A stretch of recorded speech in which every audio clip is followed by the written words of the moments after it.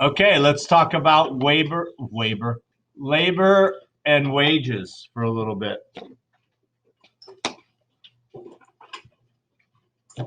In a free market economy, the price of labor or the wage rate is determined in part by demand and supply of workers.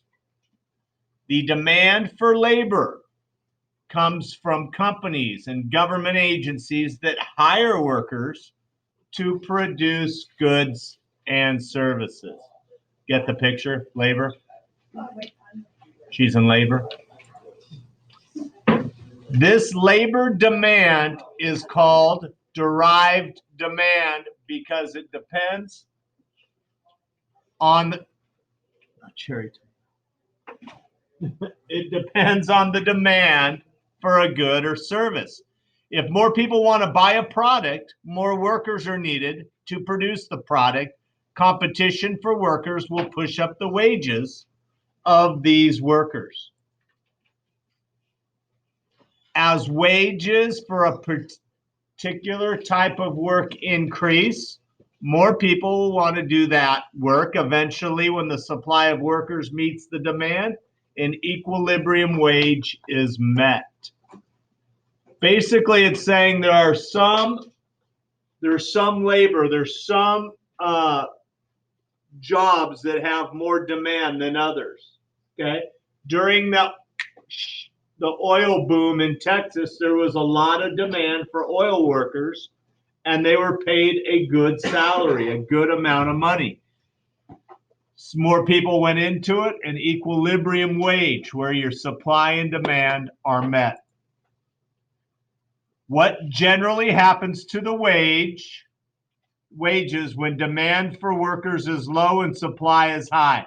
Does the wage go up or down? 1, 2, 3, go. Everybody, 1, 2, 3, go. Yeah, it goes down if there's too many workers. That means the supply is high and there's not a lot of demand.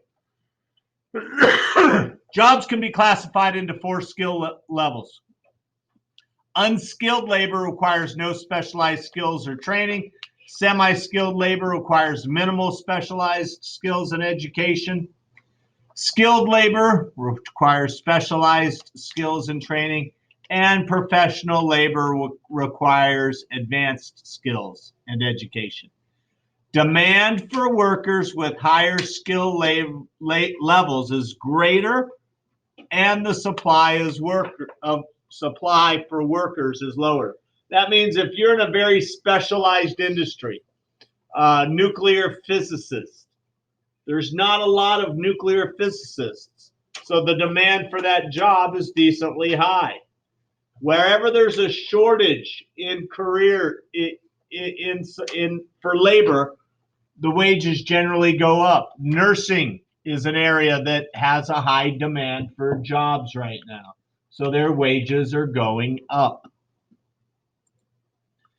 As a result, the equilibrium wage is higher. Differences in working conditions also affect wage levels.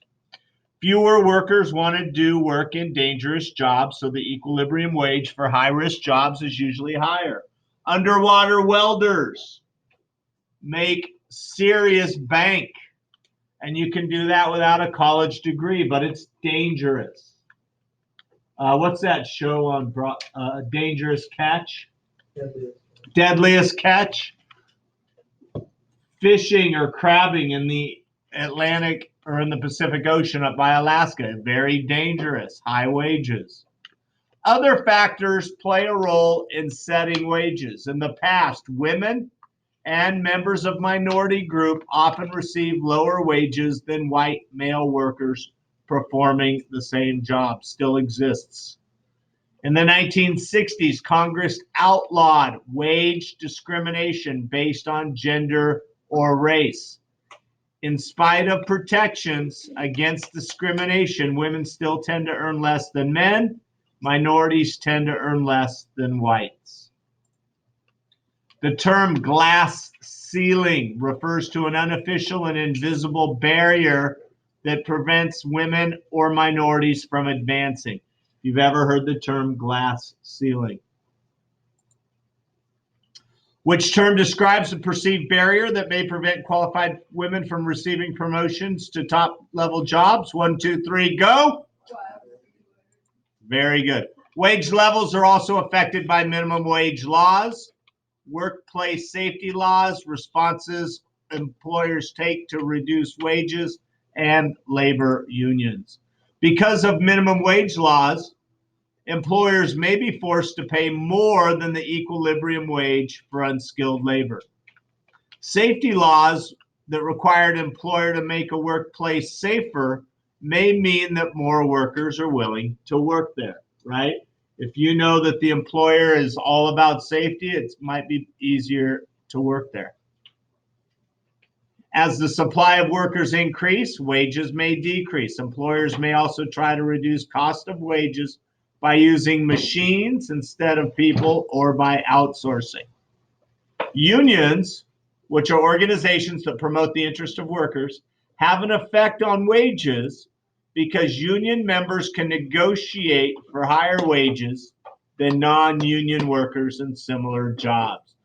That was like if I went to the school board and said, hey, I want a 10% raise, they're going to laugh at me, maybe even fire me. But if I got every teacher in the district to say, we're not going to go to work unless you give us a 10% raise, they would at least have to listen to us, right? That's what unions are.